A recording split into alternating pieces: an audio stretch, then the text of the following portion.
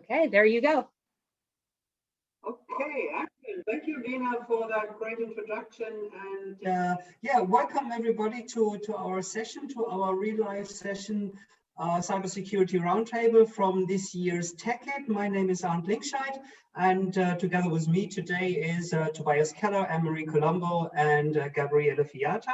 And we would like to take you on a completely new journey, exploring our enterprise and resource planning systems in a completely new and different way. Since our mission actually is to protect businesses against cyber threats. So, and we hear a lot about cyber threats on the news, and there's many news about execution of phishing and smishing and ransomware, malware and botnets and so on, so on. And often these attacks actually target the operation of a company. So it targets the IT infrastructure mostly, and they try to encrypt databases, try to blackmail companies, and just finally actually stop the operation of a company.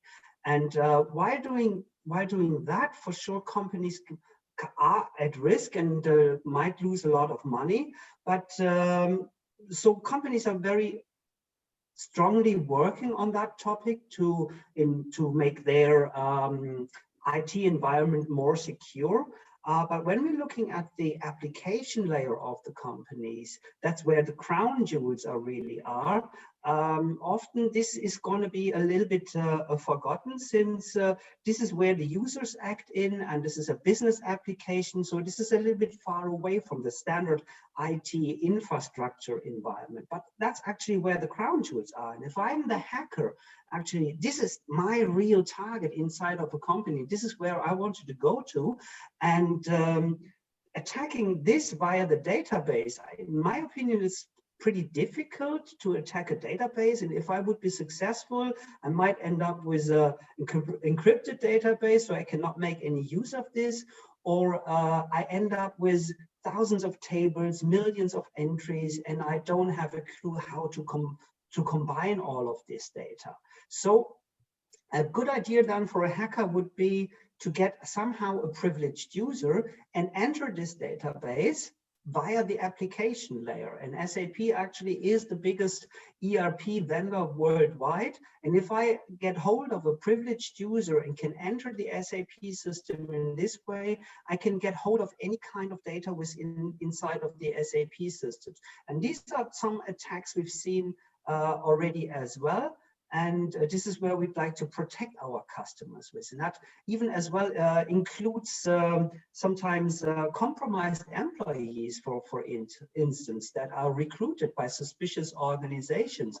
Or that can include as well botnet attacks. So a botnet then is being executed from the outside of the company and can sniff passwords or try to log on somehow to the SAP systems as well. And that's how SAP systems as well get under attack, from outside, but as well from the inside. And therefore, SAP systems have to be protected, since there are an additional target and they hold mission critical values there. And if companies are really not aware of this, it is very difficult for them to tackle and handle and stop these kind of breaches.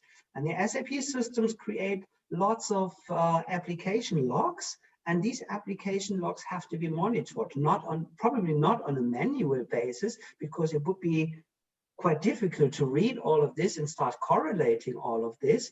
But this is what I hear often, or sometimes, that companies are trying to monitor their SAP environment while a monthly log reading event, I would call it, and try to find any suspicious user behavior in there. And what we've done for our session here today is actually how to show you how this would then really look like. And therefore we have gathered some figures for you, and this is what we'd like to present you today here. And so my colleague, Marie Colombo, will take over from here and start giving you a little bit more introduction into the topic, how and what kind of data we've gathered here and we figured and calculated together. All right, Marie, do you like to take over? Thanks, Art. So if we think through what monitoring might look like for a small to medium SAP application landscape, which generates, say, 5,000 to 20,000 log events per second, you can calculate that out. 20,000 events per second results in 51,840,000,000 log entries per month. So what does a small or medium business do with that amount of data? Let's hear from the CISO and the head of audit. Good morning, Mr. Sharp. Morning, Mr. Blunt. What's up? Sir, it's the monthly audit day again today. Mr. Blunt, not again. The audit log files fall crashing onto the desk of Mr. Sharp. Let's have a look at that audit log. We use standard 20 pounds or 75 grams per square meter letter sheets and print on both sides. If you use Arial character size 6 and no margins, you get 106 lines into one page. An SAP application event has more than 300 to 400 characters, which fit into 2 lines. That gives 106 events per 2-page sheet. Thus, the logbook will require 489, 56,604 sheets of paper. One sheet weighs 16/10 of an ounce or 4.536 grams, and the whole stack of 489, 56,604 sheets will weigh 78,249,056.6 ounces, which is 4,890,566 pounds or 2,218.32 tons. A normal 20-pound paper has a thickness of 9/1000 of an inch. That brings the stack total height of 4,401,509.44 inches or 69.468 miles. So the 4.89 million pounds heavy and 69.5 mile high audit log falls crashing onto the desk of Mr. Sharp. Audit day again, I hate it. Mr. Sharp, please do not emotionalize it. We will handle this together and rationally. Okay? Okay, Mr. Blunt, let's do it the usual way. I will select, let's say, 1,000 random pages, and let's see what we can find. 613 pages and 31 hours later.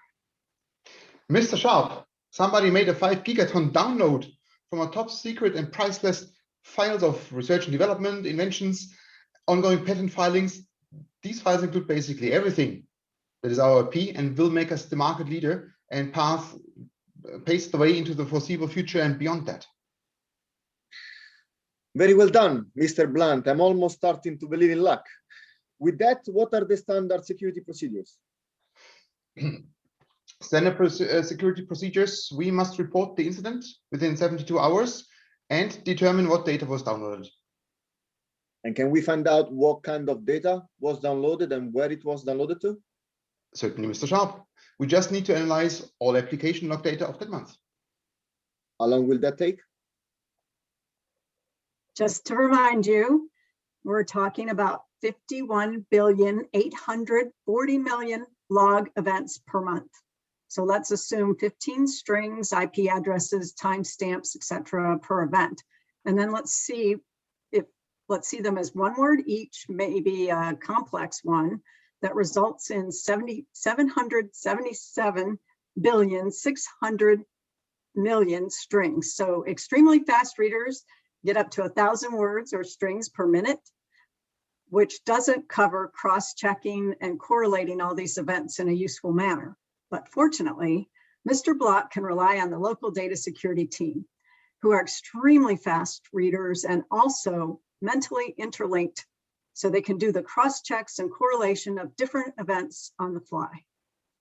Let's make the helpful assumption that they need no break, no sleep, no weekend or vacation. So they crunch the 777.6 billion strings as a matter of only 25.9 minutes, which is 49.3 years. Actually, it's 49.315 years, Mr. Sharp. I will whip the team and we will do it in 49.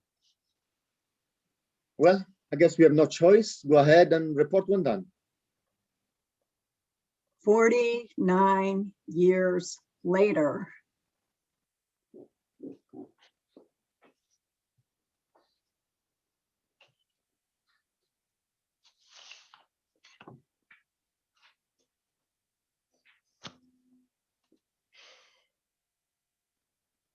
Mr. Sharp, we have the result. It appears that our systems have been compromised by our friends from the other side of the earth almost 50 years back, and who subsequently could download these data. What? That's impossible. What can go wrong will go wrong. Well, that could be an explanation why we have lost our market position against our friends. Do we know what was downloaded then, and Mr. Blunt? No, sir. Unfortunately not. Our read logs only go back 10 days in an effort to cut costs on data storage. Okay. Very well then. Mr. Blunt, please go ahead and check the security procedures. Security procedures according to our regulations. I can state that the data is still there. No data loss could be proven. The bureaucratic mentality is the one thing you can rely on in any organization.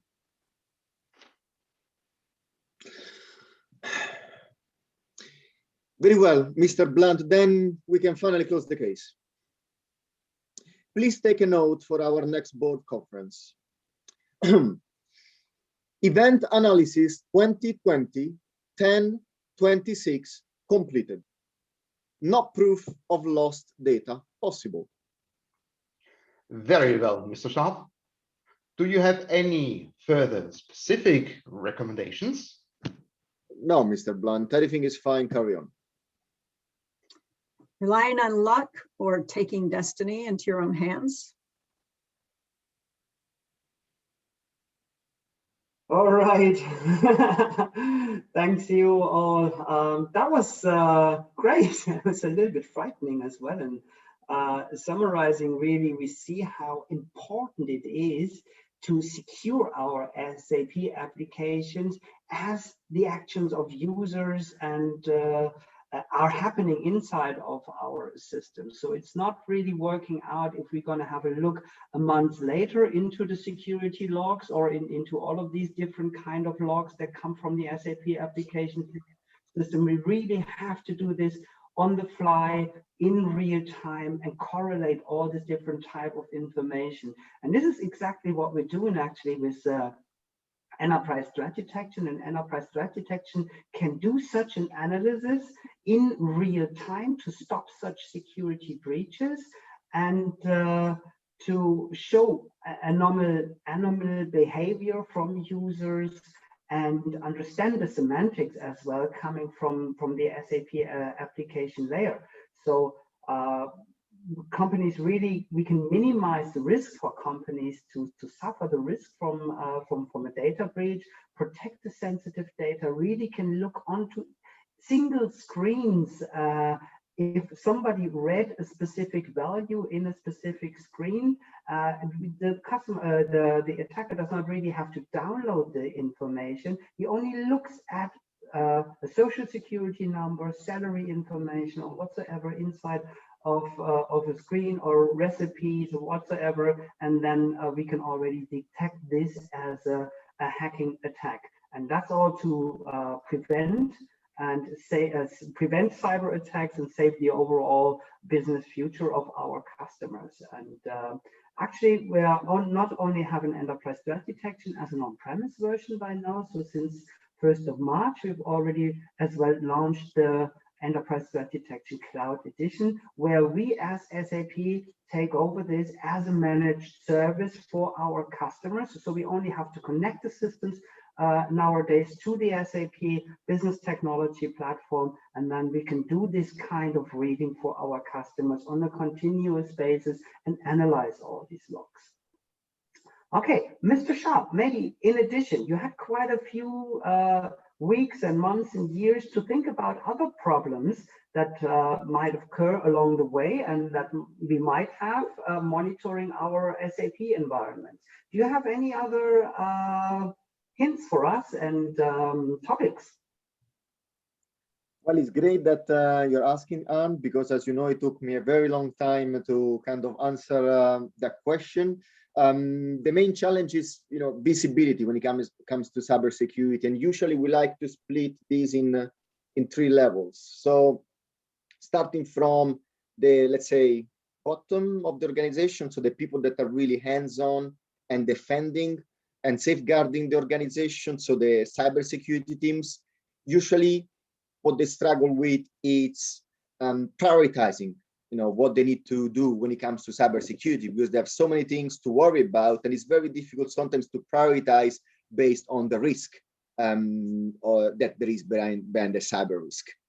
Then moving up in the ladder, so going into the Chief Information Security Officer area, of course, they have a very tough job to understand what's happening within the cybersecurity operations, as well as reporting to the board what the overall status of or the posture of cybersecurity is for the organization. Again, a very big challenge.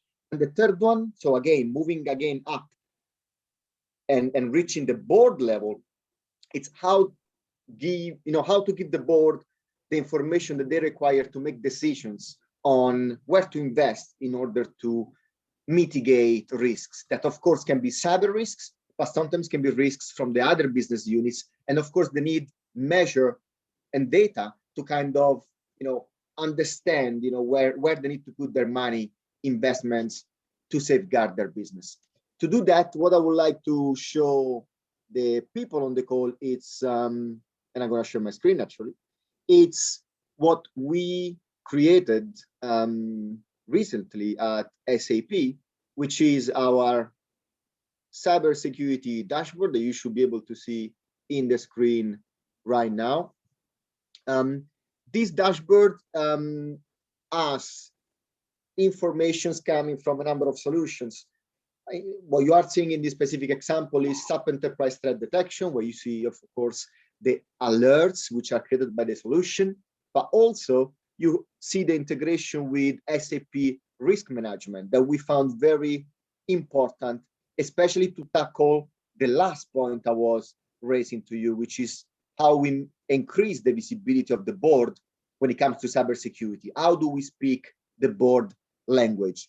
As you can see, we can directly now estimate what the impact of a cyber risk could be on the overall organization, looking at the data, the logs, and the information that we get from our systems. Of course, we can become even smarter with our analysis, and we can even provide a view, choosing the best diagram that we want, of how the overall residual risk is splitted with different risk types. Could be data privacy regulations, for example, GDPR, could be business downtime, misstatement of financial books, or fraudulent payments, and of course, could be more. And then leveraging the data, and now I'm gonna stop with just a couple of examples, but just imagine how much information you could get. You, for example, could directly, with a few clicks, understand that the biggest risk of the organization, it's like in this specific example, Spain, with a risk owner called Jose Vega, so you know who you need to reach out to in order to understand what mitigations are in place to mitigate the risk, and you'd see the information about the risk type, and so on and so on. So again, very, very important to report to the board the overall status of cybersecurity. On the other end, now moving towards the cybersecurity operation side of things, we can actually look in details if we select a specific area and check what are the activities that are happening in order to safeguard that specific organization. So we can have a deep dive into the security operations where we can see how the team is doing in terms of containing a specific potential attack or risk, and how busy the team is in actually looking at alerts which perhaps have not yet been reviewed, which will be quite sensitive. For example, I see here sensitive customer data. It's a pretty sensitive one. And of course, then even drill down further within a specific alert and a specific case to see how this is correlated with other cases. As you can see here, look at the history of an attack, look at which systems the attack actually is targeting, and understanding what is the impact that that attack could have in the business. You can see how many users could actually be blocked to work if something goes wrong, or whether I need to take the system down, maybe because I want to perform some mitigation measures. And finally, what we can also do is give a view, not just from a business perspective, but also from a system perspective, that sometimes is what the security teams really wants to see. So we can actually look at systems and how the vulnerabilities of those systems are actually currently in the system. So how are the configurations implemented, and especially not just displaying and looking at the report, but also take actions from a report. For example, if I see that in my production system, I have in hot news that was not implemented, directly give the ability to the team to remediate a specific case. As you can see now, I'm directly logging in to the cockpit where I can actually initiate a remediation.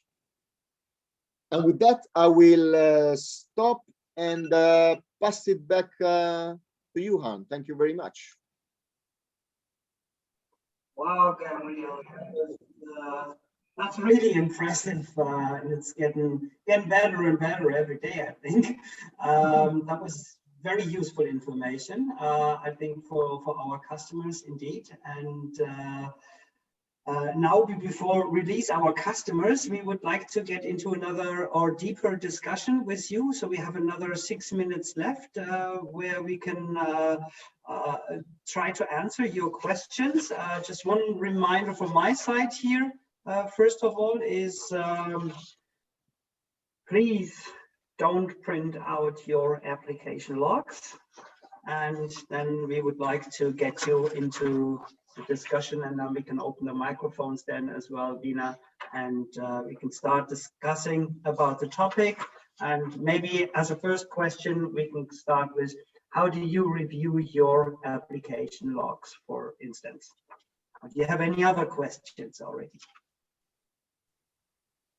And anybody that is participating in this, if you do want to unmute your microphone, go ahead and raise your hand, and I'll be able to give you that ability.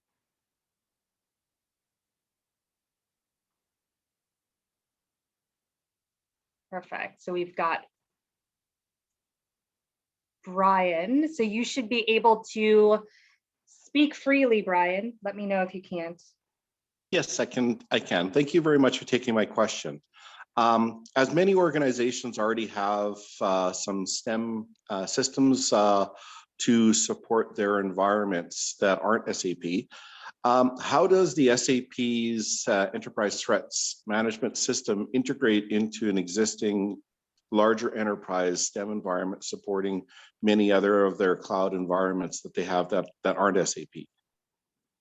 Yeah, excellent. Thank you, Brian. That's a perfect question, actually. I couldn't have done it better myself. This is exactly what we're doing. We're interfacing, or we have standard interfaces that are being used by, I think, all of our ETD customers to Curator, Splunk, ArcSight, and all the known SIEM solutions. So as soon as we have a proper incident in enterprise threat detection, this can be manually or automatically be forwarded into the Splunk environment or SOC center, and then can be treated there too. And we would deliver then additional data with this incident to the SOC environment, so they can handle the SAP environment much better. Since the information coming from the SAP landscape is often very cryptic, we have the ability to understand the semantic of this and put this semantics into more understandable context for a security specialist that sits in the security operations center and then can handle the request and hunt down the hacker or do the needful things. Okay, and if I have allowed a follow-on question to that, does the SAP Enterprise Threats Protection System have a basically pre-delivered or pre-configured or predefined set of activities or agents that already can screen for certain patterns of information, versus if you didn't use SAP's enterprise threat protection, you would have to build and then maintain as new threats are brought forward, that pattern and that recognition that is is that pre-built in enterprise threat protection to then basically it's almost like a store forward where it's interpreting and then forwarding the threats from the SAP environments to the rest of the SOC center. Yeah, that's exactly what it is. So we deliver more than 130 patterns out of the box together with enterprise threat detection. So I would say roughly half of them you could use then completely straight out of the box. Some others might need some customization depending on your SAP environment. And then you can, as a customer, can even step forward and start creating your own patterns, especially when you want to look at the protection of screen fields, for instance, who read, to find out who read social security numbers, salary information, or other IP information that belongs to that specific business that company has. That's what we can then extend within enterprise threat detection. And then as well, if that alert pops up, we can send it straight away into the security operations center. I just would like to add too that you can also customize those patterns to feed your SIM tool. So if you have specific models in your SIM tool that you're trying to address, you can modify the existing patterns or build new ones that are specific to your SIM tool. Okay, great. Thank you very much. Thanks, Brian. And with that, we were only able to take the one question, so we need to wrap up here. I want to say thank you very much to all of our theater actors today. That was nice. It was like a free performance for everybody involved. And everybody joining, thank you so much. We just want to leave you with some community resources, a specific topic page that you can visit to learn more about SAP Enterprise Threat Detection, as well as the SAP TechEd tag and the SAP Enterprise Threat Detection tag that you can follow for some updates around this topic. I'll go ahead and leave that in the chat. And with that, we're going to end this session, and thank you all again for joining us.